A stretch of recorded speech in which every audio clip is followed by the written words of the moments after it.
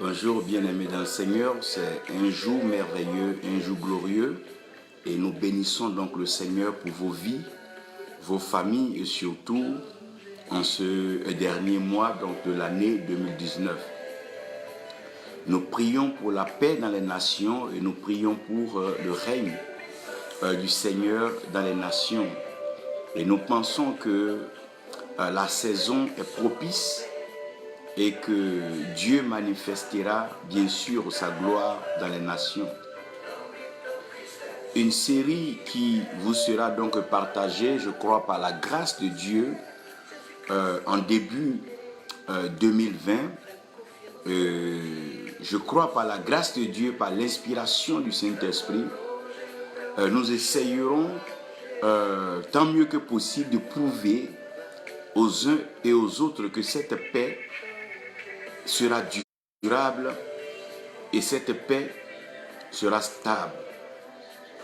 Vous allez comprendre donc pourquoi est-ce que jusque-là, certaines choses ne sont pas encore stables et pourquoi est-ce que la paix escomptée, donc la paix recherchée, n'est pas vraiment fondée dans les nations. Qu'est-ce qu'il manque et qu'est-ce qu'il faut? Mais pour ce jour, j'aimerais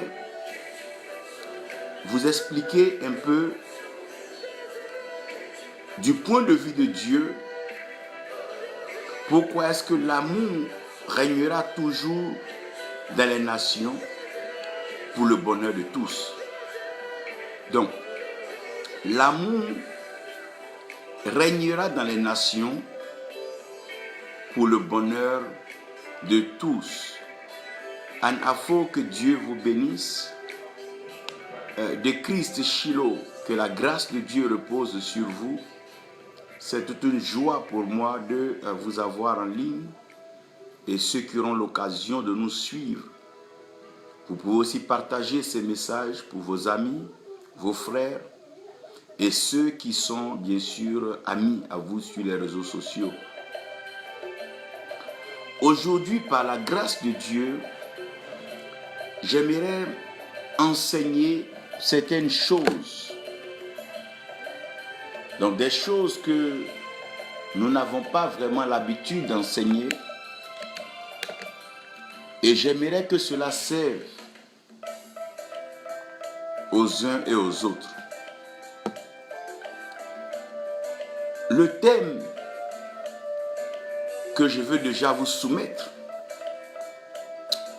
et je crois que nous allons tous prier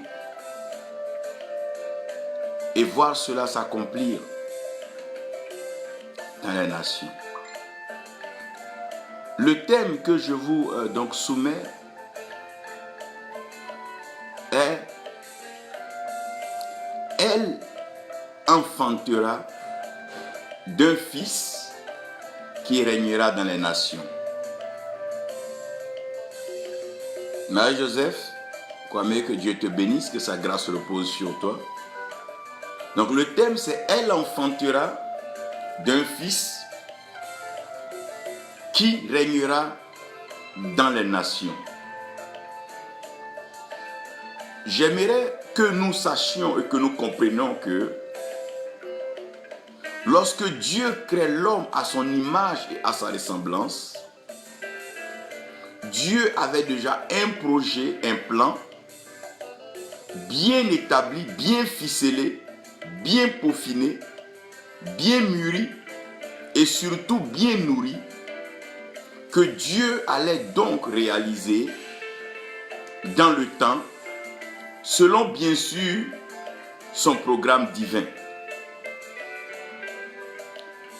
Et ce plan de Dieu ne sera pas livré à lui-même, mais ce plan sera articulé par une provision divine qui est aussi une substance suffisante, nécessaire pour conduire la vision de Dieu.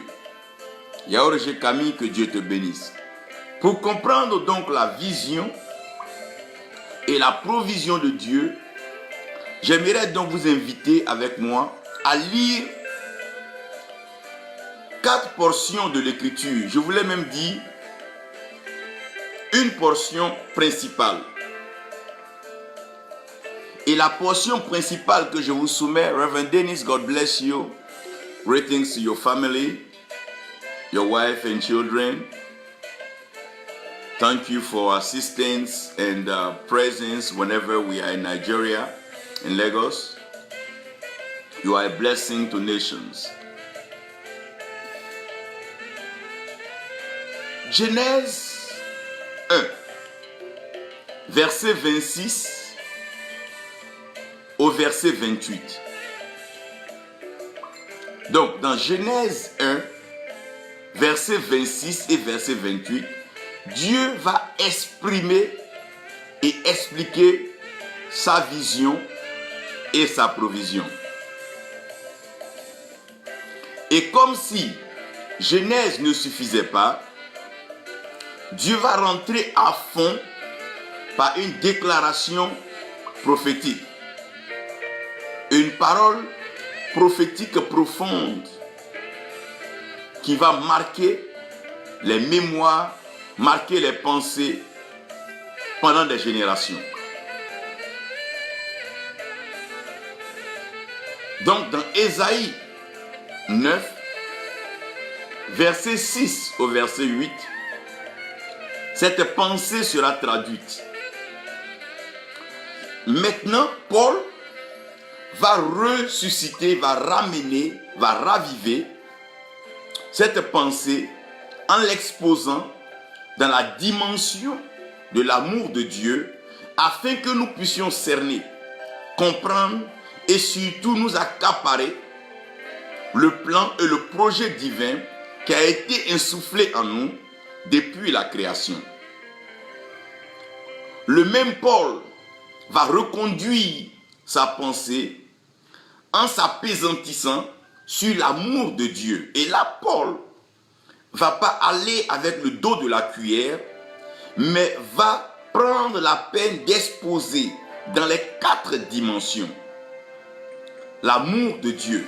Il parlera de la profondeur de cet amour, la hauteur de cet amour, la largeur et la longueur de cet amour de Dieu. Qu'est-ce que Paul veut dire par là? Permettez-moi de vous conduire dans les écrits. Ayons d'abord les écrits et j'aimerais que quelqu'un nous aide à poster ces versets et ces passages pendant que nous serons en train de développer. Vous savez, j'aime pas trop commenter les Écritures. J'aime plutôt me laisser inspirer et parler selon que l'Esprit me permette. Et transmettre la pensée de Dieu en expliquant ce qui est caché comme mystère et qui peut servir aux uns et aux autres. Mais là, nous serons obligés de lire pour vous. Je vais prendre une version française. Là. Regardez Genèse 1, versets 26 à 28. Et Dieu dit, faisons l'homme à notre image, selon notre ressemblance, et qu'il domine sur les poissons de la mer, sur les oiseaux des cieux, sur le bétail et sur la terre, et sur tout animal rampant qui rampe sur la terre. Donc tout animal rampant qui rampe sur la terre. Regardez bien là, il va insister sur l'animal rampant et qui rampe sur la terre. Mais dans la pensée de Dieu maintenant, Dieu va inclure et création et créature. Il ne demande pas à l'homme seulement de dominer sur les eaux, mais il dit les poissons des eaux. Donc en dominant sur les poissons, il impose de façon subtile, de façon sage, de façon cachée, la domination sur les eaux. Quand il parle donc de dominer sur les oiseaux qui s'envolent dans le vent, il expose de façon sage la domination dans les vents et sur les vents. En présentant la domination sur les animaux qui se déplacent sur la surface de la terre, il expose là aussi la domination de l'homme sur tout animal et bien sûr sur la terre. Mais il ne va pas s'arrêter à là. Il va parler maintenant des reptiles, les animaux qui vont donc ramper à la surface de la terre. Donc en terminant cela, Dieu place clairement sa pensée qu'il y aura parmi les animaux un qui sera un reptile et qui va ramper à la surface de la terre. Regarde, il dit tout animal rampant, sur tout animal rampant qui rampe sur la terre. Donc tout animal rampant qui rampe sur la terre. Quand vous allez fouiller bien sûr dans ce mot ramper, si vous retournez un peu plus loin, vous allez comprendre que ce mot-là donne un autre sens. C'est vrai, ce n'est pas le but de mon enseignement, mais j'aimerais que vous compreniez que le mot qui est utilisé par rampant, c'est tout animal qui se déplace avec souplesse, avec ruse sur la terre. Donc, tout animal qui essaie donc de prendre la terre comme support pour se déplacer. Parce qu'il ne se déplace pas avec ses pieds, mais il utilise la terre comme étant astuce de déplacement. Ah, ça c'est bon ça. Ça me fait déjà plaisir. Ésaïe 9. Ésaïe 9. Nous sommes à un temps particulier du ministère d'Ésaïe. Il a déjà eu l'occasion de voir Dieu assis sur son trône. Et le charbon ardent, donc la langue de feu lui a été communiquée. Il parle maintenant avec autorité, avec assurance. Il entre donc dans ce tempo prophétique et il ouvre une lucarne assez spéciale. Il dit, car un enfant nous est né, un fils nous a été donné. Et le gouvernement sera sur son épaule. Et on l'appellera son nom, merveilleux conseiller, Dieu fort, Père du siècle, Prince de paix. À l'accroissement de son empire et à la paix, il n'y aura pas de fin. Sur le trône de David et dans son royaume, pour l'établir et le soutenir en jugement et en justice, dès maintenant et à toujours. La jalousie de l'Éternel des armées fera cela. La jalousie de l'Éternel des armées fera cela. Soulignez que la jalousie de l'Éternel des armées fera cela. Le Seigneur a envoyé une parole à Jacob. Il a envoyé une parole à Jacob. Jacob, donc un homme sur un mâle. Et elle est tombée sur Israël, une nation femelle. Comprenez bien ça. Si vous avez compris cela, laissez-moi revenir un peu. Laissez-moi revenir un peu à Genèse. Pour que vous compreniez quelque chose. Regardez. Quand il finit de dire donc ces choses en Genèse 26, il va continuer. Pour dire, et Dieu créa l'homme à son image, et le créa à l'image de Dieu, il les créa mâle et femelle. Il va préciser maintenant mâle et femelle. Et Dieu les bénit, et Dieu leur dit, fructifiez et multipliez, et remplissez la terre, et assujettissez. Alors, dominez sur les poissons de la mer, sur les oiseaux des cieux, et sur tout être vivant qui se meut sur la terre. Il cache le premier côté où il disait tout animal rampant qui rampe sur la terre. Je vous expliquerai. Si nous avons ceci, nous pouvons lire Éphésiens 3. Éphésiens 3. Je veux vraiment que cet enseignement soit bien perçu, Éphésiens 3, verset 18. Donc, Éphésiens 3, verset 18, Paul est en train de parler. On peut commencer un peu plus loin, mais j'aimerais prendre le verset 18. Et que vous soyez enracinés et fondés. Donc, le but de cette prédication, le but de ce message, le but de l'évangile et le but de la révélation, le but de la vision, c'est que nous soyons enracinés et fondés. Donc, enracinés et fondés dans l'amour, afin que vous soyez capables de comprendre avec tous les saints quelle est la largeur, la longueur, la profondeur et la hauteur, et de connaître l'amour du Christ qui surpasse toute connaissance, afin que vous soyez remplis jusqu'à la plénitude de Dieu. Père éternel, tu as l'autorité spirituelle suprême. Tu règnes dans les cieux et sur la terre, tu accomplis tes œuvres. Pour un temps comme celui-ci, pour un moment comme celui-ci, ouvre nos yeux, ouvre nos oreilles, ouvre les yeux de notre cœur, ouvre les yeux de notre entendement. Illumine-nous par ta parole. Permets-nous d'être fondés et d'être enracinés dans ta parole, afin d'agir avec fermeté et de croire en ton règne prochain.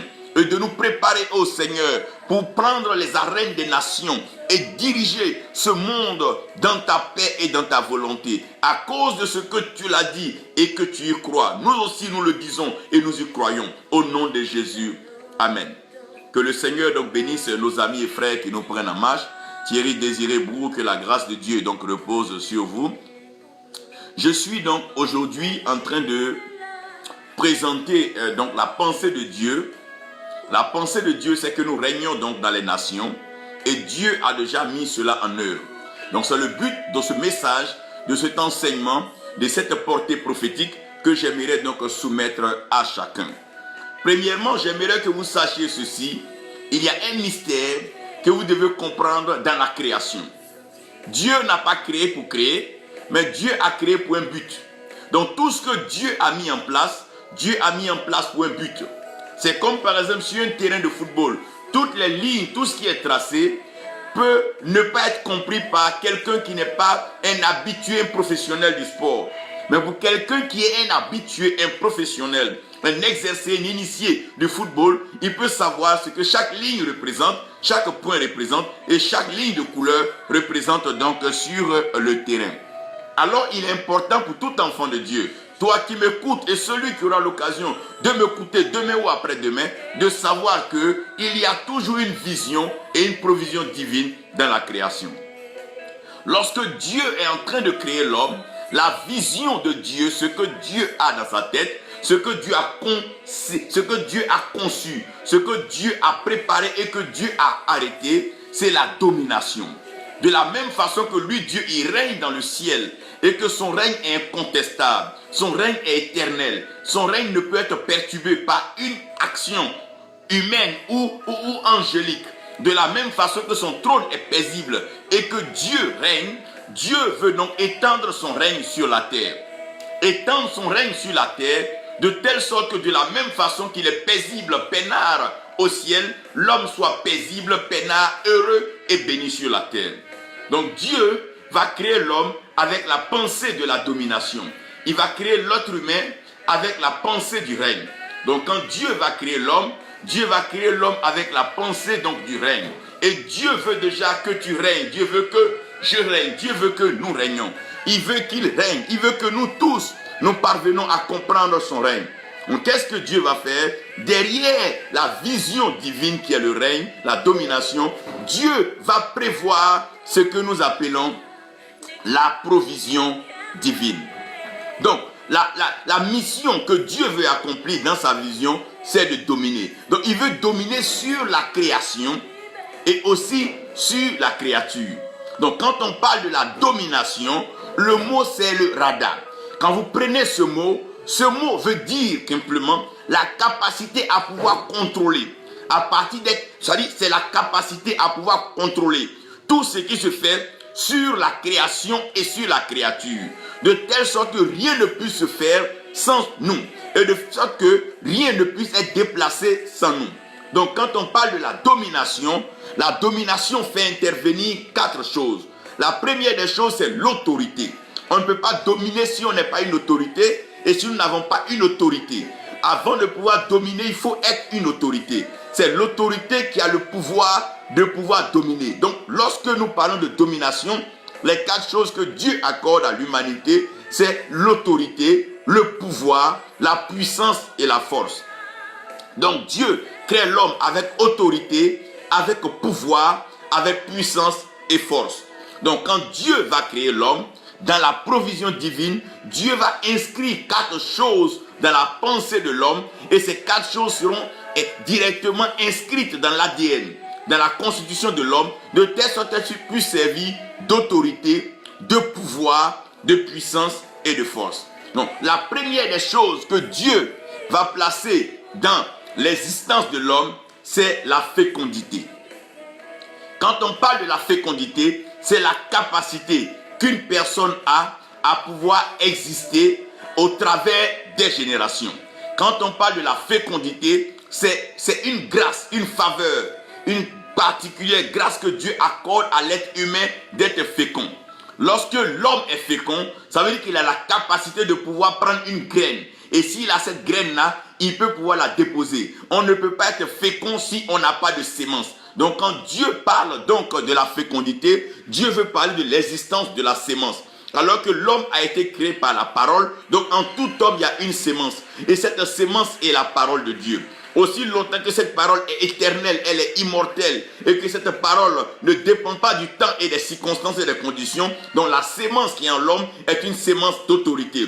Puisque la parole de Dieu est l'autorité spirituelle suprême, la sémence qui est en l'homme est une sémence d'autorité spirituelle et suprême. C'est pour ça que Jésus pouvait parler, les vents pouvaient se calmer, les vagues pouvaient s'apaiser. Parce que la sémence que Dieu a mise en l'homme, une sémence d'autorité. Lorsque Dieu crée l'homme, Dieu parle. Oh my God, Dieu parle. Dieu bénit l'homme par sa parole. Et la parole de Dieu est un feu dévorant. Quand on parle du feu, on parle de la parole de Dieu. Et la parole de Dieu est l'autorité spirituelle suprême. David dit, oh Dieu, dans le ciel pour toujours, ta parole, elle est établie. Elle est établie comme autorité. Rien ne peut se faire sur la terre sans la parole de Dieu. La Bible dit, par la foi, nous comprenons que tout ce qui a été créé par la parole de Dieu. Tu as été créé par la parole de Dieu, les eaux, les vents, la terre aussi par la parole de Dieu. Les êtres qui y sont ont été créés par la parole de Dieu. Donc la même parole créatrice qui a créé la création et la créature, c'est cette parole que Dieu a mis en l'homme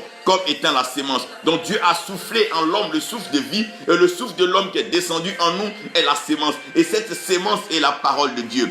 Donc Dieu crée l'homme avec la capacité de pouvoir déployer sa parole. Dieu a créé l'homme avec la capacité de pouvoir reproduire sa parole, de pouvoir exprimer sa parole. C'est la grâce que nous avons. Nous pouvons entendre la parole de Dieu, croire en Dieu et aussi exprimer cette parole par l'autorité. C'est pour cela qu'avec cette autorité, il peut être sûr que nous allons régner et nous allons dominer sur la création. Lui que tu es béni. Donc le Seigneur crée l'homme avec la fécondité. Quand on parle de la fécondité est un état. Le plus grand malheur pour l'être humain, c'est de ne pas pouvoir être fécond. Et Dieu même va plus loin pour dire qu'il n'existe même pas de femmes stériles parmi vous. Quand on parle de la stérilité, c'est le manque de fertilité. C'est la capacité à ne pas pouvoir. C'est le manque de capacité à pouvoir recevoir la sémence et la reproduire. Donc quand Dieu parle de fécondité, Dieu appelle aussi à la fertilité. Nous sommes en train de déclarer en ces temps-ci, les nations seront fertiles. Car la parole de Dieu tombera dans le sein, dans les profondeurs des nations. Dieu annoncera son oracle par ses messagers, par ses prophètes et par ses missionnaires. La parole de Dieu tombera dans les entrailles des nations, où les nations les plus stériles, les nations les plus hostiles, les nations les plus incrédules recevront la sémence de la parole de Dieu. Car Dieu nous a créés pour être féconds. Et nous ne sommes pas féconds par le sexe.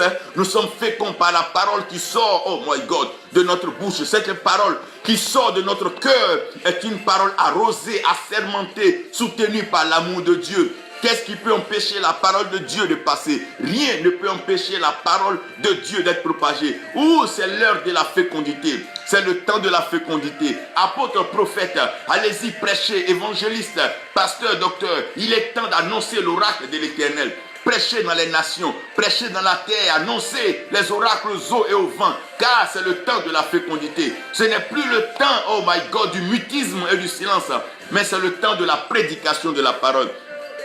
Quand le Seigneur nous demande d'être fécond, il nous demande d'être expressif, de prêcher l'évangile, d'annoncer ses oracles, de présenter les merveilles des Écritures, présenter la capacité surnaturelle que transporte la parole de Dieu. Oui, c'est cela la fécondité. Nous devons pouvoir prêcher en tout temps, en tout lieu. Que la circonstance soit favorable ou pas, nous devons prêcher cet évangile.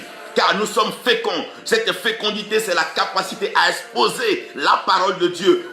C'est comme la graine quand elle est sémée. C'est à elle de pouvoir continuer le travail. La première chose que Dieu nous donne pour pouvoir donc assujettir cette terre, de pouvoir donc la dominer et de pouvoir régner, c'est la fécondité. Je déclare la fécondité dans tous les ministères aujourd'hui de la surface de la terre. Tout ministère reçoit la fécondité. Toute œuvre, toute vision que Dieu a donnée. Oui, il faut la fécondité. C'est le manque de fécondité, c'est le manque de fertilité qui détruit et qui tue. Aujourd'hui, tout désert sera arrosé afin que la terre soit fertile. Les fidèles, les disciples seront accessibles et leurs oreilles, leurs cœurs seront fertiles à la parole de Dieu. Et dans cette fécondité, le mot qui est utilisé, c'est le mot para. Vous allez voir que tous les mots vont se ressembler. Quand on parle de la fécondité, c'est l'autorité au fait. Pourquoi est-ce que l'homme a l'autorité dans la famille? C'est l'homme qui est fécond. C'est lui qui a la sémence. Et celui qui reçoit la sémence a besoin d'être fertile. La fécondité, c'est pour celui qui a la sémence.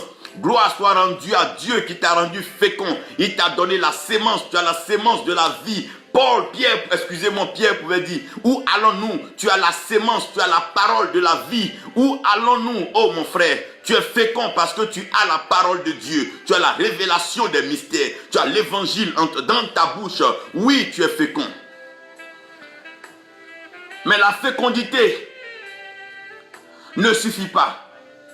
Parce que nous devons aller à l'autre étape, qui est la reproduction. Quand on parle de la reproduction, on parle de rabat.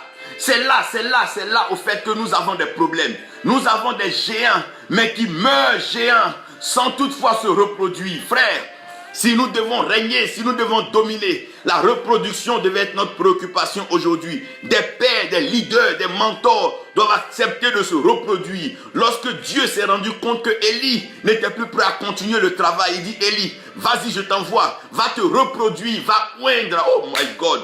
Il va falloir que nous arrivions à la phase de la reproduction. La phase de la reproduction, ce n'est pas chercher à être grand, à être le plus fort, mais à reproduire une génération, une race pure, une race qui peut craindre Dieu, qui est prête à compter sur la parole de Dieu. Pas une race qui peut se détourner de Dieu pour aller emprunter du feu étranger, la magie et bien sûr les trésors des ténèbres. Non, pas de cette race. Nous parlons d'une reproduction. L'espèce se reproduit selon donc sa source. De la même façon qu'il y a une graine dans tout fruit. Oh mon Dieu, l'amour devient maintenant, oh mon Dieu, le tremplin par lequel l'homme peut se reproduire. Oui, il y aura une reproduction radicale. On verra des fils du royaume. On verra des hommes qui vont incarner, manifester l'autorité, le pouvoir, la puissance et la force du Christ par leur humilité, leur simplicité. Oui, ces personnes seront reconnues par leur sainteté, leur capacité à se remettre en cause, se répandre et se repentir et accepter d'avancer. Pas des orgueilleux, pas des parvenus, non. Des personnes qui sont fruits d'une reproduction. David n'est pas un parvenu car il avait un père. Quand on parle de père à fils, on parle de reproduction. Ce qui est dommage aujourd'hui, c'est qu'on ne se reproduit pas. On passe le temps à vanter les mérites d'un homme. On passe le temps à rendre un homme idole. c'est de l'idolâtrie à vouer des cultes à des personnes. Non, non, non. Le plus important, si des personnes sont élevées, qu'elles se reproduisent, qu'elles élèvent plusieurs personnes. Ça veut dire quand Christ sera élevé, il attirera plusieurs à lui. Je ne suis pas en train de parler de gourous, de personnes qui sont en train d'assujettir, appauvrir, mépriser, malmener et diminuer l'espoir des personnes qui les suivent. Mais je parle des gens qui sont prêts à se reproduire, donner tout ce qu'ils ont, transmettre le vital, le puissant, transmettre le Christ, qui est en eux. Paul l'a fait. Il dit jusqu'à ce que Christ soit formé en vous. Ce que Paul transmettait à ceux qui l'écoutaient, c'était le Christ par ses expériences, par sa vie, non, non, non, pas ses titres, non, non, non, pas ses églises, mais il leur transmettait la parole de Dieu qui est l'autorité. Et c'est avec ça que nous pouvons avoir le pouvoir. Qu'est-ce qui permet donc le pouvoir? C'est la reproduction. Regardez bien, les religions qui se reproduisent plus vite finissent par être puissantes. Regardez en Asie, lorsqu'il y a eu la reproduction, un peu partout avec leurs sciences, leurs pratiques, l'Asie est arrivée aujourd'hui à dominer d'une façon ou d'une autre l'Afrique et le monde entier. C'est une question de reproduction. On n'a pas de reproduction. On a encore le regret des personnes qui sont parties. On a encore le regret des prophètes, des grands qui sont morts parce qu'il n'y a pas de reproduction. S'il y avait la reproduction, on n'aurait pas besoin de regretter ceux qui sont morts. Personne n'a regretté la mort de Terah parce que Abraham a été une reproduction pour continuer la grâce de Dieu. Oh mon Dieu, personne n'a pleuré la mort d'Isaac parce que Jacob était là pour continuer l'œuvre d'Isaac. Mais pourquoi nous pleurons aujourd'hui? Pourquoi nous avons la nostalgie du souvenir de ceux qui sont morts des pères? Oui, parce qu'il n'y a pas eu de reproduction. Lorsqu'il y a la reproduction, il y a l'incarnation, il y a la présence permanente de celui qui a la capacité de continuer l'œuvre. Lorsque Josué a été élevé devant le peuple, qu'il a commencé à conduire le peuple dans les exploits en appliquant la parole de Dieu, le peuple a oublié carrément Moïse parce qu'il y avait quelque chose qui se faisait. Le Dieu de nos pères, nous en avons entendu parler. C'est une question de reproduction. N'allez pas chercher les noms des personnes qui sont déjà passées dans la Bible. C'est une question de reproduction. Christ doit être formé en nous. Nous avons besoin d'être reproduits comme il le veut.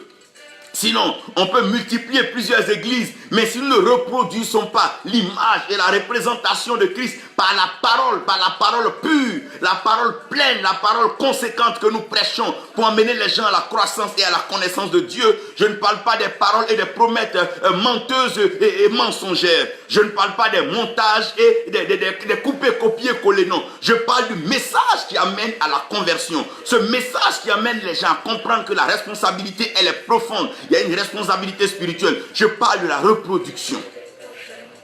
La reproduction, c'est la capacité à pouvoir manifester le pouvoir. Un général seul, sans armée, ne pourra jamais maintenir un trône. Non, non, non. Un roi seul, sans reine, sans accompagnement, ne pourra pas gagner une guerre. Mais c'est une reproduction. Nous avons besoin de la reproduction. Quand tu es un père, c'est en qui est-ce que tu t'es reproduit? Comment saurons-nous que tes œuvres vont continuer? C'est dommage, les œuvres s'arrêtent lorsque des personnes disparaissent. Ce n'est pas normal. Il y a un manque de reproduction.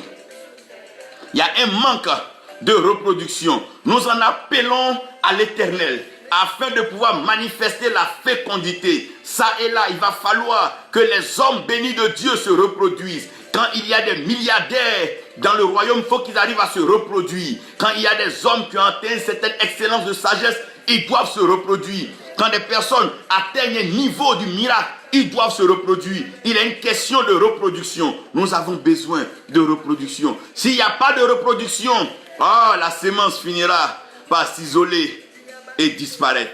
L'espèce devient rare parce qu'il n'y a pas de reproduction.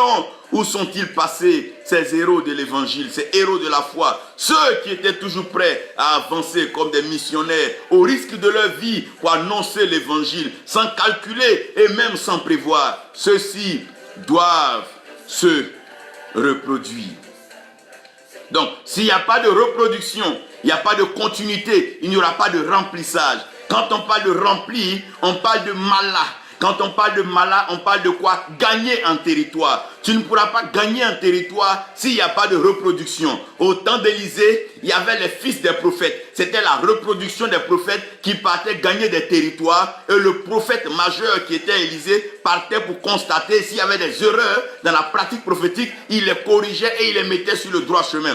Mais aujourd'hui, tout le monde est entassé dans une ville, tout le monde est entouré autour d'une seule personne qui a l'argent. Chacun essaie de se faire passer pour le meilleur. Le territoire est vaste. Quand allons-nous remplir le territoire? Lorsque tu sors d'Abidjan, que tu arrives à gagner un peu les petites villes, comme Tumodi Yamsoukro, à partir de Boaké en remontant jusqu'au nord, il n'y a même pas de représentation. Il n'y a pas des hommes de carrure qui sont là-bas pour dire oui, c'est vrai que les banques se trouvent à Abidjan, la mer se trouve à Abidjan, les trésors se trouvent à Abidjan, les riches se trouvent à Abidjan, mais Dieu aussi est au nord, Dieu est à Tengrela, Dieu est à Korogo, Dieu est à Odiene, Dieu est à Bondiali. C'est de ça qu'il est question. Nous devons nous reproduire et remplir.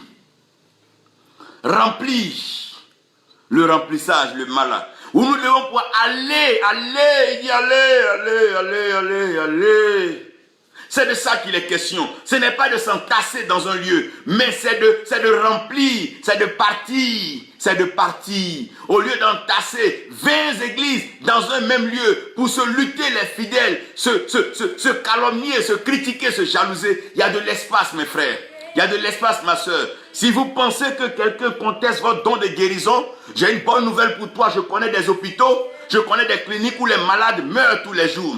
Voilà un espace où tu peux aller tester ton don de guérison. Il y a des chutes, il y a des cliniques, il y a des infirmeries un peu partout. Les gens meurent tous les jours à cause de l'œuvre du diable, alors que le Fils de l'homme, le Fils de Dieu est apparu afin de détruire les œuvres du diable. Arrêtez-moi cela, allons-y au remplissage. Si nous voulons dominer, nous devons penser au remplissage. Nous devons choisir des villes, des lieux. Dieu doit nous envoyer vers des lieux où apparemment il n'y a pas d'église, il n'y a pas de vie, il n'y a pas de mouvement chrétien. On doit aller dans ces lieux. Quand Dieu voulait provoquer la résurrection, il n'a pas envoyé Élisée dans un lieu où il y avait une abondance de chrétiens, mais dans une vallée. Oh mon Dieu, d'ossements desséchés. Allons-y, allons-y, allons-y, allons-y, allons-y, allons-y là. Les gens meurent. Regardez, les gens meurent partout. Parce qu'il n'y a personne pour leur annoncer l'amour de Dieu. Nous sommes en train de parler du terrorisme et tout ça. Mais qui leur a annoncé l'amour de Dieu? Qui leur a parlé de Dieu? Tout ça, c'est le manque d'amour, d'affection, de considération. C'est des choses comme ça qui créent ces pôles, ces extrémistes. Oui, mais nous devons mener l'amour de Dieu qui est dosé. L'amour qui permet d'équilibrer la vie, qui permet de rendre stable la vie. Le remplissage, le malin. Les fils ne doivent pas se rassembler tous autour du Père. Ils doivent aller. Regardez, Ismaël, il est parti. Il allait posséder des terres. Isaac aussi. Il y a ceux qui doivent partir et ceux qui doivent rester. David n'est pas resté auprès du Père. Il est parti dompter le lion lousse. Chacun doit aller faire son expérience missionnaire. Son expérience. Comme Christ est allé loin du Père et est allé sur la terre. Venir sur la terre pour faire son expérience missionnaire. Pour le remplissage. Où iras-tu? Où veux-tu aller? Il y a la mission qui est vaste. Il y a des terres missionnaires. Tu dois pouvoir aller, frère. Tu dois pouvoir aller, sœur. Il est question de responsabilité spirituelle. Le remplissage. La terre était informe et vide, mais qui a rempli la terre avec l'or, le diamant, les pierres précieuses? C'est Dieu. Dieu a rempli la terre. Il n'existe pas un seul lieu sur cette terre qui soit pauvre. Il y a manque juste quelqu'un pour aller explorer afin d'exploiter. Il n'y a pas de bons exploitants sans de bons explorateurs. L'Église ne veut pas explorer la terre pour aller donc découvrir les trésors, les richesses cachées, mais toujours en train de s'emmerder autour des mêmes personnes, autour de quelques personnes qui ont juste un peu d'argent. Non. Nous devons remplir. Nous devons remplir comme un redéploiement. Comme le gouvernement, l'État qui redéploie les enseignants sur toute l'étendue du territoire pour qu'on puisse parler d'éducation. C'est pas quand on reste à Abidjan puis on enseigne. Non. C'est pas quand on reste dans la plus précieuse école. Non. Mais c'est quand on va dans les lieux où il n'y a pas. Et qu'on apporte cela. La parole de Dieu doit couvrir toute la terre comme les eaux couvrent les fonds des mers. Nous avons besoin de remplissage. Il nous demande de remplir la terre, de la remplir et de la l'assujettir. Quand on parle d'assujettir, on parle de kabash. Quand on parle de kabash, on parle de quoi? Subjuguer, c'est-à-dire que amener à maintenir sous contrôle. Ça c'est la force maintenant. Parce qu'on remplit par la puissance. Oh mon Dieu. Mais on assujettit par la force. Lorsqu'il n'y a pas de force, il n'y a pas d'ordre. Lorsqu'il n'y a pas d'ordre, il y a un désordre. Quand il y a un désordre, il y a un manque de contrôle. C'est pour ça que dans les nations, on parle des forces de l'ordre. On parle des forces de maintien de la paix. Lorsqu'il n'y a pas de force, il y a un désordre, il y a des crises. Aujourd'hui, Dieu envoie sa puissance, sa grâce et sa faveur afin d'assujettir, oh mon Dieu, assujettir le méchant, le maintenir sous, oh mon Dieu, son règne et son pouvoir. Si nous ne remplissons pas, nous n'allons pas pouvoir assujettir. Tu ne peux pas rester à Abidjan et puis assujettir les puissances qui sont en train de s'agiter ailleurs. Non, non, non. Tu ne peux pas rester à Abidjan et puis assujettir encore des saints innocents qui crient à l'ouest, au nord, à l'est et au centre. Non, non, non. Tu ne peux pas, c'est pas possible. Tu as besoin de pouvoir te déplacer pour accomplir l'œuvre de Dieu sur la terre. Nous avons besoin de ça, l'assujettissement. L'assujettissement. Si les lions refusent de se reproduire, le lion ne sera plus roi de la forêt. Parce que qu'est-ce qu'un seul lion fera devant des milliers de panthères? Qu'est-ce qu'un seul lion fera devant des millions de gazelles? C'est ça le problème. Lorsque tu ne te reproduis pas, tu finis par perdre la domination. Tu finis par perdre le pouvoir. Tu finis par perdre la puissance. Et tu finis même par perdre l'autorité. C'est pour ça un enfant de Dieu qui n'utilise pas la parole de Dieu, qui ne pratique pas la parole de Dieu, qui ne met pas la parole dans son quotidien, finit par perdre, oh mon Dieu, la parole de Dieu. La parole a besoin d'être prêchée. Il dit, Josué, quant à toi, garde cette parole, lis-la et médite-la jour et nuit afin d'agir conformément. Donc la parole devient son quotidien, la parole devient son réveil, la parole devient son sommeil, la parole devient tout, même en dormant. La parole de Dieu coule en lui comme le cœur qui reste en éveil quand tout le corps dort. Parce que Dieu a inscrit sa parole dans nos cœurs. Il a gravé sa parole dans nos cœurs. Afin que la parole, comme au battement du cœur, la parole soit le rythme, oh, la mélodie et l'harmonie de notre vie. Nous devons vivre selon la parole de Dieu, pas selon ce que l'actualité nous présente. Oui, oui, c'est bien, nous pouvons suivre France 24, RFI, Africa 24. Mais ce qui doit nous conduire, ce qui doit motiver nos actions, c'est la parole de Dieu. Car sur sa parole, oh mon Dieu, les choses ont été faites par sa parole. Des vierges ont enfanté par sa parole. Des muets ont parlé par sa parole. Des aveugles ont vu par sa parole. Oh, des sourds ont entendu par sa parole. Des paralytiques ont marché par sa parole. Des morts sont revenus à la vie. C'est une parole d'autorité avec un pouvoir, une puissance inégalable et une force immaîtrisable. La parole de Dieu est la force qui maîtrise la création. Oui, parce que nous avons besoin d'être féconds, de nous reproduire, de remplir avant d'assujettir. Et comme Dieu savait que nous avions cela à faire, il a créé l'homme à son image et à sa ressemblance. Il crée l'homme à son image et à sa ressemblance. Ça veut dire, tel que Dieu est, l'homme est. Donc l'homme est exactement comme Dieu veut. Sans le savoir, sans le vouloir, l'homme est à l'image et à la ressemblance de Dieu. Parce que à la création de l'homme, l'homme même n'était pas présent à sa création. Mais Dieu étant présent, le Fils Jésus-Christ étant présent, et le Saint-Esprit étant présent, Dieu a créé l'homme à son image et à sa ressemblance. De telle sorte qu'en tout homme, il y a ce qu'on appelle la provision, parce que la fonction du Père est de pourvoir. Et Dieu a mis en tout homme la protection, de telle sorte que l'homme puisse vivre dans un système d'autoprotection, tout simplement en se référant à Dieu. C'est pour ça que des maladies peuvent arriver, des épidémies peuvent passer, mais l'homme demeure en vie. Les accidents arrivent, il y a des vols, des agressions, des braquages, mais tu es en vie parce que Dieu t'a créé avec le principe de la protection, de telle sorte que tu vives pour accomplir sa volonté.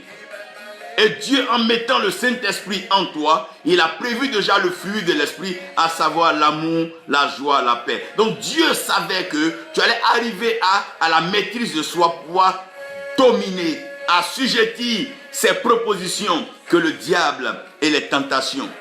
C'est au travers de l'épreuve qu'on sort la clé. Quand Dieu permet une épreuve, c'est que Dieu veut te donner une clé. Il y a une clé quelque part que Dieu veut nous donner. Quand il a fait son image et sa ressemblance. Si nous sommes l'image et la ressemblance de Dieu, nous devons avoir les clés de la création et de la créature. On peut ouvrir les mers, les fermer. Ouvrir le ciel, fermer. Ouvrir la terre, fermer. Comme Élie l'a fait. Élie était un homme de même nature, de même constitution que nous. Cependant, Élie a prié. Élie a parlé. Et le ciel, mon Dieu, s'est fermé. Regardez bien, Josué a pris la peine d'arrêter le soleil et la lune. Moïse, l'eau s'est divisée. Je parle. Il dit, tout pouvoir vous avez été donné. Tout ce que vous liez sur la terre est lié au ciel. Et tout ce que vous déliez sur la terre est délié dans les cieux. Je suis en train de parler de l'image et la ressemblance de Dieu. Ne doute pas de ce que tu es. Ne laisse personne t'intimider, t'influencer. Parce que tu n'as pas encore, non. Mais tu es déjà l'image et la ressemblance de Dieu. Ce que tu es suffisant pour Dieu. Accepte simplement que tu es de Dieu. La Bible dit, ceux qui l'ont reçu et qui ont cru en son nom, Jésus-Christ, la parole de Dieu leur a donné le pouvoir de devenir. La reproduction donne la capacité à devenir. Quand on se reproduit, c'est donner la capacité à quelqu'un qui ne pouvait pas de devenir. Donner la capacité à un sperme, oh mon Dieu, à un embryon de devenir. C'est cette capacité que Dieu nous donne de devenir. Son image et sa ressemblance. Donc le Fils est à l'image et la ressemblance du Père. Toi, tu es à l'image et à la ressemblance du Père. Maintenant, je vais vous envoyer à comprendre une chose. La créature et la création. Dans la créature et la création, il y a deux choses que l'homme doit comprendre. La première des choses, c'est la rébellion. La rébellion, c'est la capacité à vouloir être indépendant par une rupture. Parce que Dieu a créé toutes choses et Dieu a uni toutes choses par son amour, car l'amour est le lien de la perfection. Donc un fils qui aime son père est lié à son père. Un fils qui aime sa mère est lié à sa mère. Mais lorsque le fils aspire à son indépendance et qu'il rompt le lien de l'amour, alors nous parlons de la rébellion. Parce que tout ce qu'un père demande à un fils de faire, le père le demande par amour et dans l'amour. Donc un fils obéit à son père par amour et dans l'amour, pas par contrainte, non. Donc la relation entre le père et le fils est une relation d'amour et d'obéissance. Le père donne des épreuves au fils par amour et le fils obéit aux voies et aux principes du père et il sort de l'épreuve avec une clé. Mais ce n'est pas parce que Dieu nous donne quelque chose à faire que nous allons alors nous détacher de Dieu, chercher notre indépendance par la rupture. C'est là que la rébellion commence. Lucifer mettait donc le sceau à la perfection de tout ce qui avait été créé. Le sceau est une marque, alors que le lien est une relation. Donc le sceau est ponctuel, alors que la relation, elle est permanente. Donc Lucifer pouvait de temps en temps taper dans l'amour de Dieu et faire ce que Dieu voulait. Mais lorsqu'il sort de l'amour de Dieu, il est animé par quoi? Il est animé par la rébellion. Donc la rébellion poussera maintenant Lucifer à faire quoi? À prendre son indépendance et à vouloir donc la rupture avec Dieu. Et la rupture avec Dieu va être consommée dans le ciel. Et quand Dieu va concevoir que Lucifer n'est plus content de la mission qu'il a étant l'ange de lumière, alors il va exiger à ce qu'il soit précipité. Donc étant précipité, il descend sur la terre et il va commencer la rébellion. Donc la première rébellion a commencé au ciel et elle a commencé avant la création de l'homme.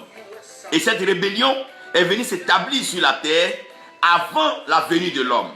Donc quand l'homme va venir sur la création, l'homme va être confronté à deux choses. La première des choses, c'est la rébellion. Et la rébellion a entraîné la ruse. Vous savez que tout rebelle est rusé. Toute rébellion utilise la ruse. Fait croire que voilà la vraie raison de leur révolte. alors que la raison principale, elle est cachée ailleurs. Donc toute rébellion est toujours déguisée. Toute rébellion est toujours camouflée. Toute rébellion est toujours habillée par la ruse. Donc l'homme va venir sur la terre et l'homme va trouver deux choses, la rébellion et la ruse. Ce qui pousse aujourd'hui les fils à vouloir l'indépendance dans l'église, c'est la rébellion et la ruse. Chacun veut se faire son propre royaume, son propre empire. Chacun veut gérer sa propre dîme et son offrande. Chacun veut être autonome de son culte, se faire acclamer, louer. Chacun veut voir sa photo placée dans une église. À cause de cette ruse masquée par le diable, la rébellion va donc habiter les fils des hommes. Les relations père et fils ne dureront pas. Les relations mentor et filleul ne dureront pas. La relation disciple et leader ne durera pas. Parce que les disciples refuseront la discipline. Les fils accepteront plus l'obéissance. Et les mentors vont être rares parce que les filleuls n'accepteront plus les manteaux des pères. Mais ils vont aller chercher des vêtements eux-mêmes. Comme Adam et Ève qui n'ont pas attendu le revêtement divin. Mais ils sont allés se prendre la feuille de figuier. Voici maintenant sur la terre. Rébellion et ruse. La rébellion dans l'église, la ruse dans l'église, la malice dans l'église, blaguer les femmes mariées, abuser d'elles, détourner leur argent, mentir aux gens, promettre aux gens des guérisons qui n'arrivent pas, promettre aux gens des percées qui n'arrivent pas, promettre aux gens des trônes qu'on ne voit jamais, raconter des bêtises et des bobards en pleine chair et mentir devant le trône saint de Dieu. Oh mon Dieu, pour de l'argent. Oh mon Dieu, quelle rébellion, quelle ruse. Quelle malice, quelle pensée diabolique. Et la terre, la création et la créature est maintenant empruntée et marquée par ces deux choses. C'est pour ça que la Bible dit la création attend avec un ardent désir la révélation des fils de Dieu, la manifestation de la vérité, l'éclat de la lumière, car la création a été sujet à la honte. Par quoi? Par la rébellion et par la ruse. Aujourd'hui, l'église est le lieu de la ruse, utiliser des artifices pour mentir et escroquer. Aujourd'hui, le lieu de la narque, le lieu du faux, le lieu du mensonge, c'est ce lieu-là, la création. Mentir sans raison, dire du faux, et c'est dommage, parce que la création et la créature sont déjà emballés dans la rébellion et dans la ruse. La ruse, c'est la prévision. La ruse, c'est la prévision pour voler et détruire. Le rusé, il te fait croire que vous êtes amis. Il te fait croire que vous êtes ensemble. Il te fait croire que vous avez la même pensée, que vous avez le même Dieu, alors qu'il veut tout simplement te voler, te détruire. C'est le rusé.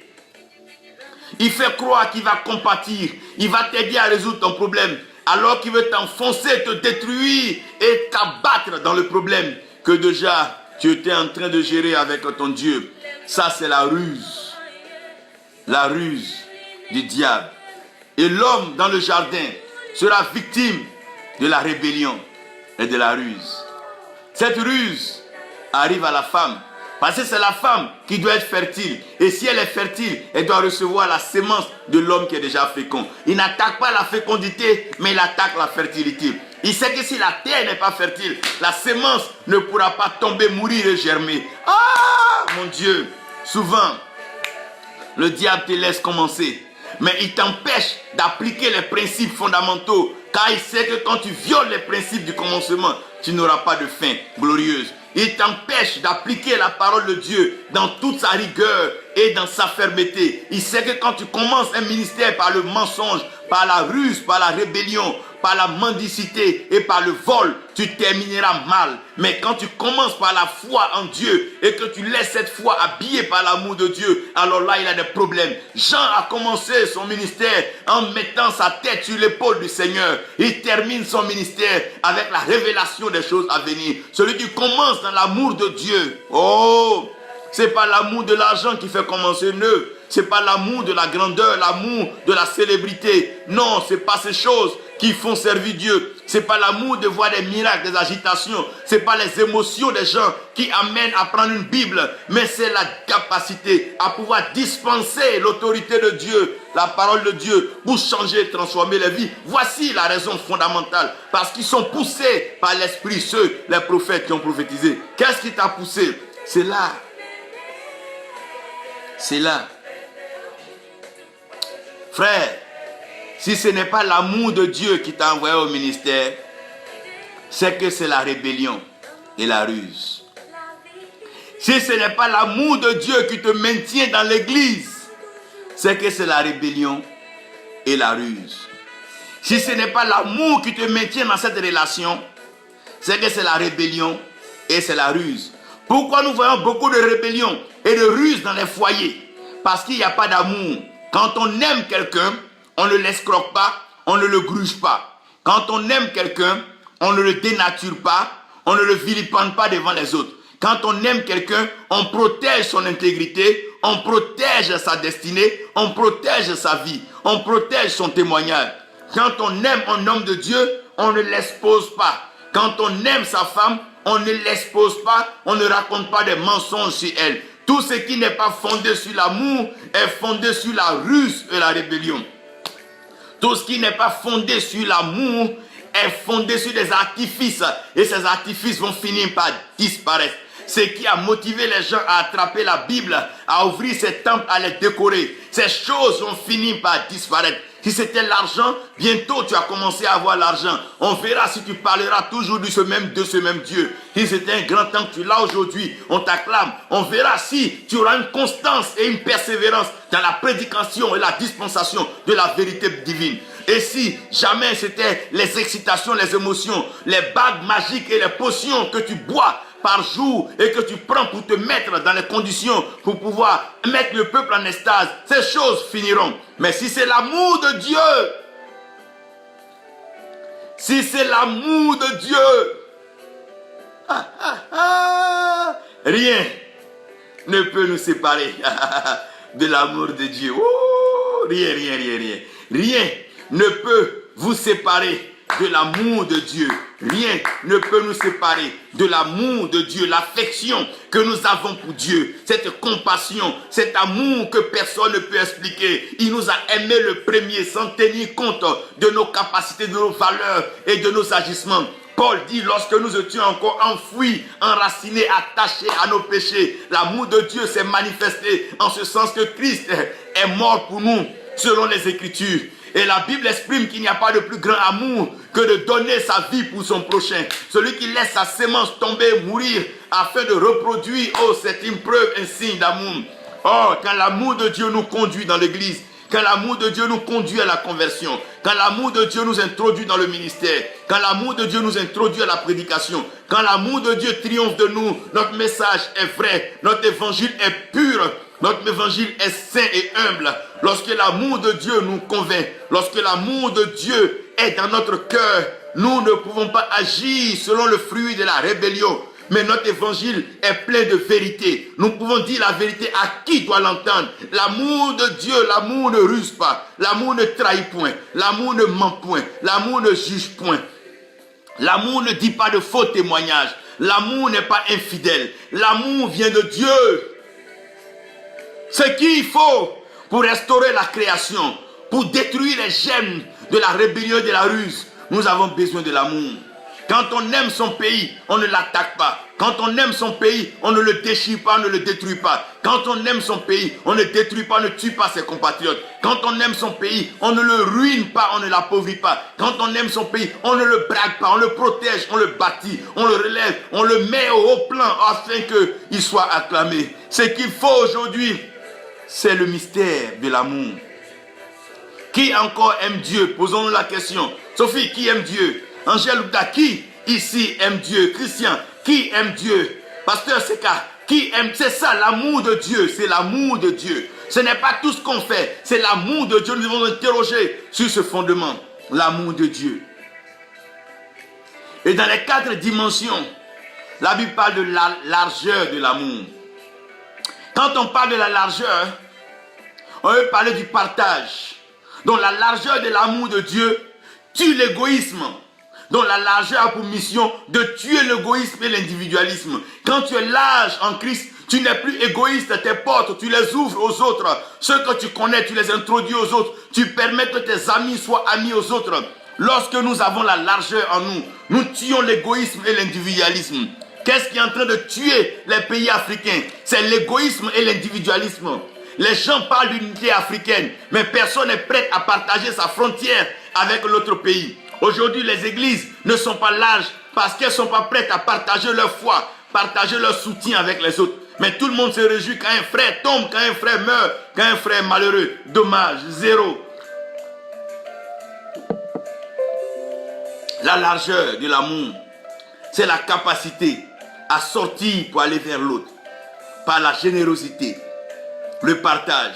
C'est ça la largeur de l'amour de Dieu. Il ne reste pas au ciel, il vient vers nous. Ça c'est la largeur de l'amour. Dieu a tant aimé le monde qu'il a donné son Fils unique. Ça c'est la largeur de l'amour de Dieu. Celui qui aime Dieu est large. Il n'est pas égoïste. Il n'est pas individualiste. Il n'est pas individuel. Il n'est pas méchant. Il partage. Pourquoi ne partages-tu pas ton salut avec les autres, le Seigneur de ton salut? Pourquoi ne partages-tu pas la bonne nouvelle? Égoïste, individuel, méchant. La largeur de l'amour, c'est pour nous permettre de tuer l'égoïsme. Cet amour n'est pas seulement large, mais cet amour a une longueur. La longueur de l'amour, c'est de tuer les limitations. Quand tu aimes Dieu, tu n'es pas limité à ta ville, ni à ton village, ni à ton pays. Tu n'es pas limité à ton continent, mais tu vas au-delà de cela. L'amour de Dieu dans sa longueur nous permet de ne pas être raciste, nous permet à ne pas être discriminatoire. Mais l'amour de Dieu dans sa longueur nous permet de penser à l'homme dans son universalité, le salut dans son universalité, sans blâmer des religieux, des doctrines, mais leur présenter le bienfait. L'amour de Dieu, c'est pour ôter la limitation, étendre nos limites. C'est dans la longueur, c'est dans la dimension de l'expansion. La dimension de la vision lointaine. Oui, c'est dans la dimension. Allez au-delà de l'immédiat, allez au-delà de ce qui est actuel. Ne regardez pas aux situations actuelles des pays. Regardez dans la longueur, dans la prolongation, dans l'éternité, dans le lendemain, les jours à venir. Ne regardez pas seulement aux religions, aux hommes, aux races, aux cultures, aux couleurs aujourd'hui. Mais regardez à l'avenir. Regardez ce que Dieu est en train de faire. Il y a de bonnes choses qui arrivent. Oui, il y a de très bonnes choses qui arrivent. Car nous rentrons dans le siècle de la perfection. Des choses impensables vont se produire à cause de la longueur de l'amour de Dieu. Il dit, Abraham, cette terre dont je parle, je la vois sur une longueur, pas seulement pour toi, mais pour tes descendants. Oh mon Dieu, la longueur de l'amour de Dieu. La longueur, c'est pour ne pas qu'on soit limité. Ne vois pas seulement ton église, ne vois pas seulement ton ministère, ne vois pas seulement ton manteau, ne vois pas seulement ton moi. Vois autrui, vois tes enfants, tes petits-enfants. Ce que tu bâtis demain ailleurs, tes enfants en jouiront et tes petits-enfants en jouiront. La longueur de l'amour de Dieu. La longueur de l'amour de Dieu. La longueur de l'amour de Dieu. C'est pour tuer la limitation et tuer la pensée immédiate. Non, il faut voir loin. Dieu est un Dieu de longueur, un Dieu de prolongation, est un Dieu de continuité. Là où on voit la fin, Dieu prolonge toujours parce qu'il y a toujours de l'espoir. Il y a toujours de l'espoir. Le but de l'espoir, c'est de produire la prolongation. Donner un jour meilleur, un lendemain meilleur, un avenir glorieux. La profondeur de l'amour de Dieu, c'est de tuer la sémence et de tuer le doute. Regardez, celui qui est mort n'a plus peur de la mort. Donc quand Dieu veut te faire triompher de la mort, il te tue d'abord. Quand Christ a été crucifié, oh mon Dieu, la Bible dit que l'amour est plus fort que la mort. Parce que l'amour tue d'abord avant de donner la vie. La sémence qui tombe dans la terre, elle doit mourir. En mourant, elle devient maintenant insensible à la mort, à la douleur. Elle devient insensible à la malédiction. Elle est préparée maintenant à confronter, à transcender. Lorsque Dieu t'envoie dans les profondeurs, c'est pour tuer la sémence et c'est pour tuer le doute. Quand tu prends la graine et que tu mets la graine dans la terre, c'est pour tuer le doute, mais aussi c'est pour tuer la sémence. David dit quand il marche dans la vallée de l'ombre de la mort, dans la vallée il y a la mort qui est permanente et son ombre est là. Il faut tuer la mort, il faut tuer bien sûr le doute. David a tué le doute devant l'ours et le lion. Et quand tu tues le doute dans la profondeur, tu ressors avec la grâce de Dieu. Car la profondeur appelle la profondeur. Oui, oui, oui. Dans la profondeur, on n'a plus la vue. Oh mon Dieu, on ne voit plus, mais on entend la voix de Dieu. David dit quand il marche dans la vallée de l'ombre de la mort, il ne craint aucun mal. Pourquoi? Parce que le bâton et la houlette. Le bâton et la houlette, c'est la parole de Dieu présentée comme la parole préventrice, oh mon Dieu. Et aussi la parole qui vient sortir de la situation. La parole de Dieu joue un rôle là de vaccin et de sérum. Oui, la parole peut prévenir comme guérir. Soit elle t'empêche d'aller, ou bien quand tu es, elle te guérit.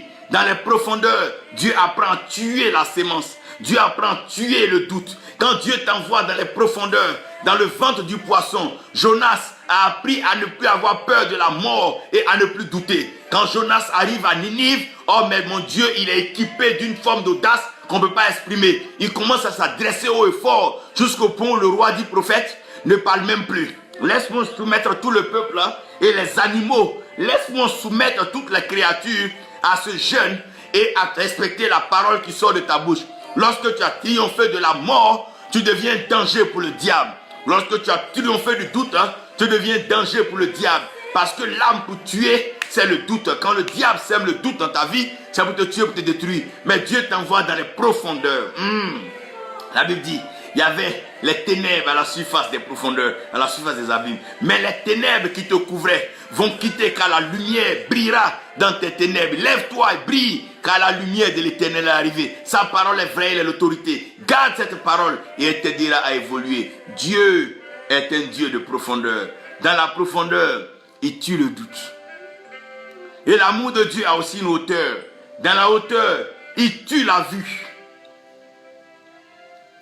Et il tue la peur. Quand Christ t'appelle dans la hauteur, tu ne vois plus le vent, mais tu vois la cité, la nouvelle Jérusalem qui descend du ciel. Et c'est la cité où il n'y a plus de mort, il n'y a plus de grincement de dents, il n'y a plus de pleurs. Pour dire que quoi? Tu ne dois plus avoir peur. Donc Dieu se sert des 4 dimensions de son amour pour nous permettre d'entrer pleinement dans la fécondité, dans la reproduction, le remplissage et l'assujettissement. Lorsque nous avons compris l'amour de Dieu, alors que nous présentons l'amour de Dieu aux nations, c'est là que les nations verront naître des fils destinés qui les conduiront dans la paix et dans la liberté.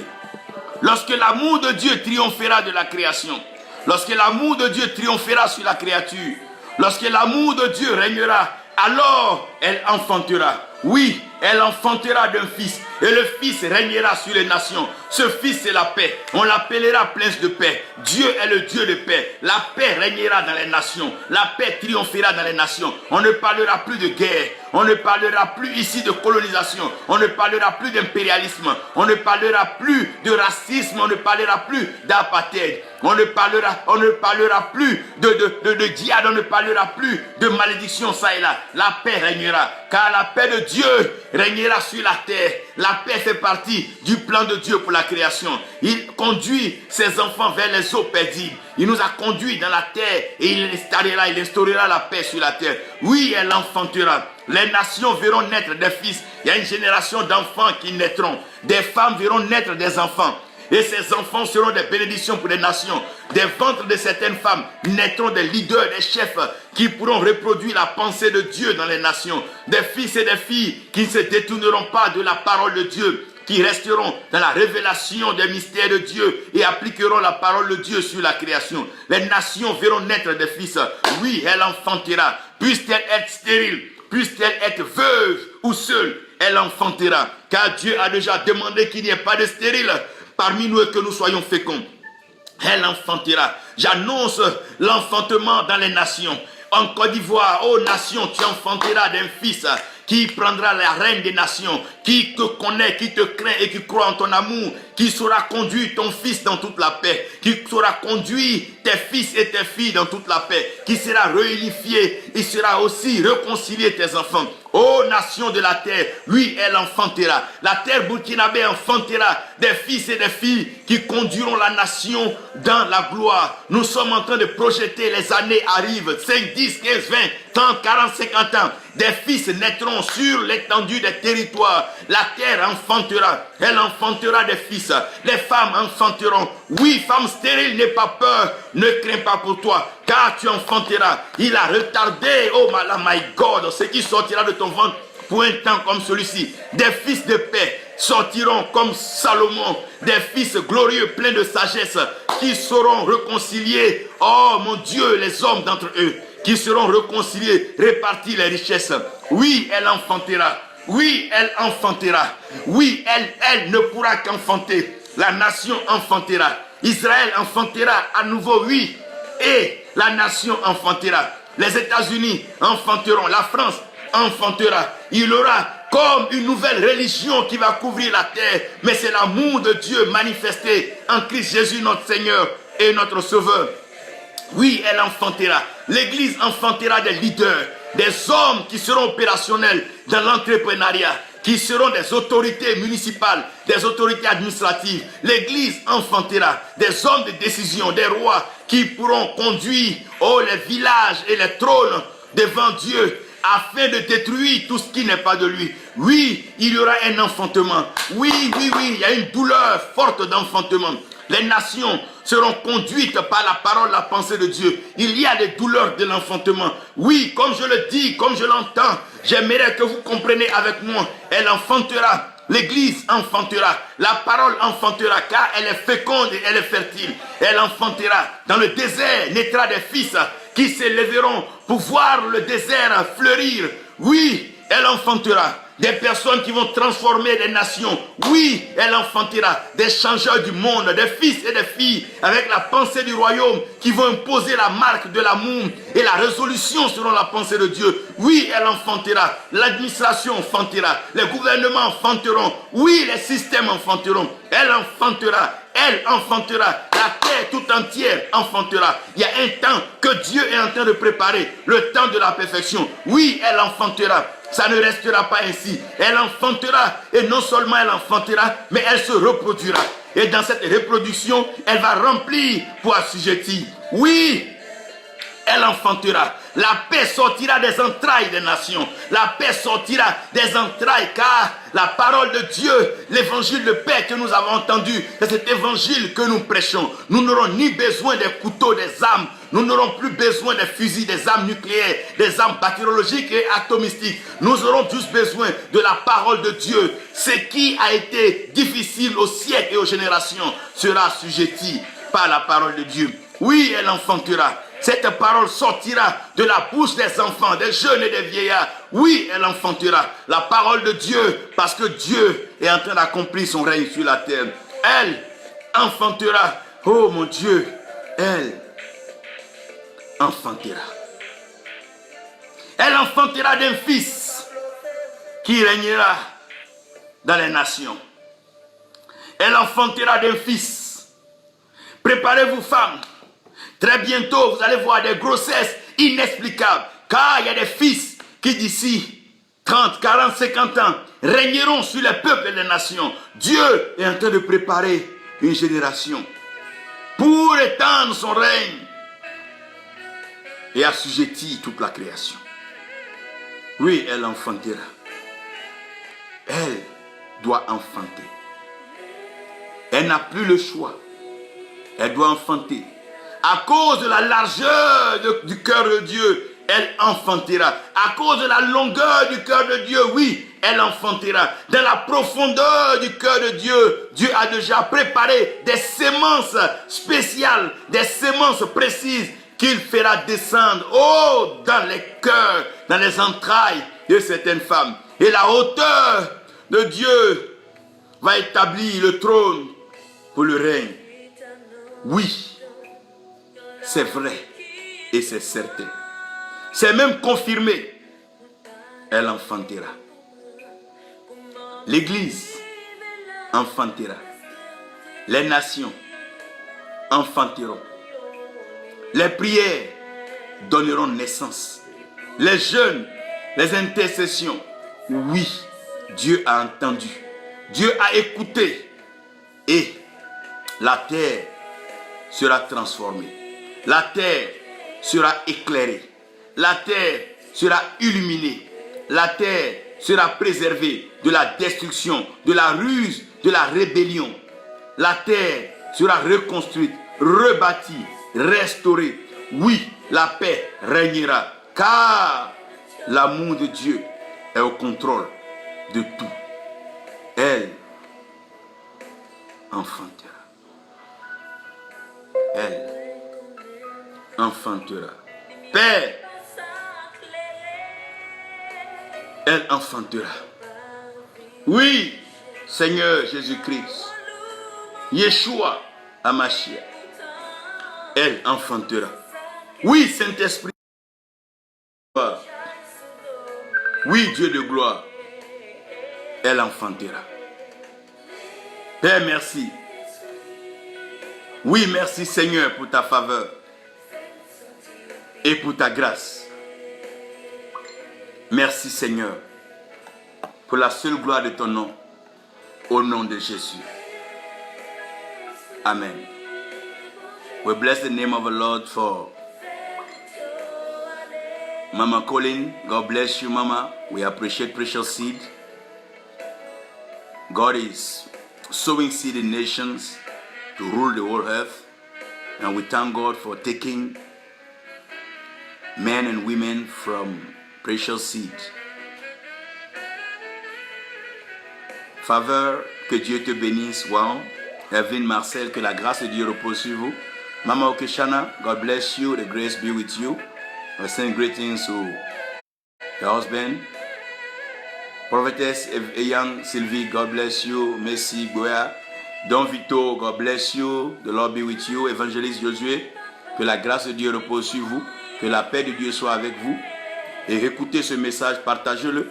Et continuez donc de le lire. Je sais que l'Esprit vous conduira dans une meilleure compréhension.